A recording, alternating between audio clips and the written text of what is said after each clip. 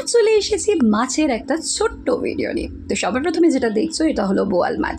এই বোয়াল মাছ কে কে ভালোবাসো, খেতে ভালোবাসো আমাকে জানিও। এগুলো হচ্ছে বোয়াল মাছের মাথা আর ওই তেল ঠেল যা থাকে। এটা হলো ভোলা মাছ, ভোলা ভেটকি। সর্ষে দিয়ে ভোলা মাছ খেতে কিন্তু আমার দারুণ লাগে। তোমরা কিভাবে খাও জানিও।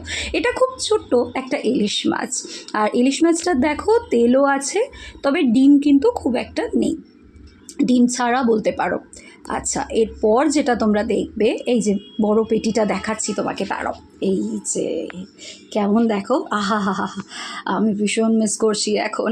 এটা হলো চারাপোনা মাছ, চারাপোনা একদম জ্যান্ত চারাপোনা। চারাপোনারও কিন্তু একদম পাতলা ঝোল খেতে কিন্তু আমি জাস্ট ভীষণ ভালোবাসি। আর এবারে যেটা দেখাবো সেটা হলো চিংড়ি মাছ। আচ্ছা, এখানে বলে দিই, এখানে কিন্তু দু রকমের চিংড়ি আমি তোমায় দেখাবো।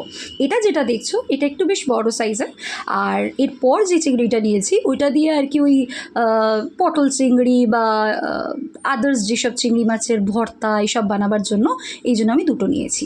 এটা হলো তোমার কাতলা মাছ।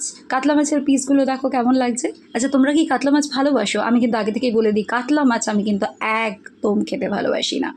এই যে এটা হলো চিংড়ি, আরেকটা সরি আমি বোধহয় মিস্টেক করেছি, এটা হলো বড় চিংড়িটা আর ওটা হলো ছোট, কিছু একটা আছে, কনফিউজড হচ্ছি। যাই হোক, তোমাদের বলে দিই দু রকমের চিংড়ি কেন আছে। আর এটা হচ্ছে বোয়াল মাছের তেল। হা হা হা হা, আমি এটা স্পেশালি ভালো করে বের করে নিয়ে এসেছি। এটা তো তোমরা দেখলেই, ভোলা মাছ। তো এই হলো ছোটোখাটো একটু মাছের একটা ভিডিও তোমাদের দিলাম। আর এটা কিন্তু কলকাতায় থাকাকালীন, মানে কলকাতা থেকে আসার আগে মাকে এই মাছগুলো আমি কিনে সব দিয়ে এসেছি, যাতে মা ভালোভাবে একটু খাওয়া দাওয়া করতে পারে। আর তারপর তো আবার নিজে গিয়েই কিনবে। সো এই মাছগুলো কেমন লাগলো, আর ঝটপট বলো এখানে ক রকমের মাছ আছে, কেমন?